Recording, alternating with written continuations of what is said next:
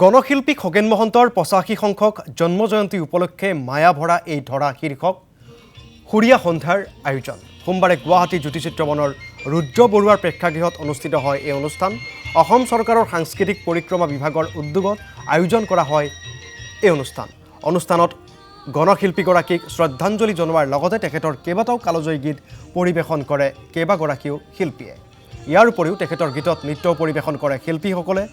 অনুষ্ঠানত উপস্থিত থাকে গণশিল্পী খগেন মহন্তৰ জীয়ৰী কিংকিনী মহন্ত, বিশিষ্ট গায়িকা মণিষা হাজৰিকা, মালবিকা বৰা, মঞ্জুস্না মহন্ত, শিল্পী ৰমেন চৌধুৰী আৰু জ্যোতিচিত্ৰবনৰ অধ্যক্ষ বিদ্যাসাগৰ বৰাৰ লগতে আন কেইবাগৰাকীও বিশিষ্ট ব্যক্তি উপস্থিত থাকে। অসম সাংস্কৃতিক সঞ্চালকালয়ৰ উদ্যোগত জ্যোতিচিত্ৰবনৰ মজিয়াত গণশিল্পী খগেন মহন্ত ডাঙৰীয়াৰ আজি ৮৫ সংখ্যক জন্ম জয়ন্তী ইয়াত উদযাপন কৰা হৈছে। তেখেতসকলৰ পৰিয়ালবৰ্গ ইয়াত উপস্থিত আছে আৰু বিভিন্নজন সাংস্কৃতিক প্ৰেমী ব্যক্তি ইয়াত উপস্থিত হৈ আজি তেখেতক স্মৰণ কৰা হৈছে।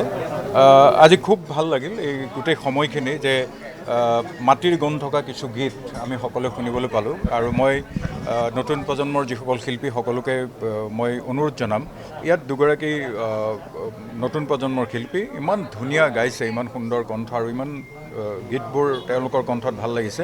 গতিকে এনেকুৱা গীতবিলাকো গাওক, এই গীতসমূহ চিৰযুগমীয়া হৈ থাকক, কাৰণ এই গীতবিলাকত মানৱীয়তা বা মানুহৰ কথা আছে বা আমাৰ সমাজ জীৱনৰ কথা আছে।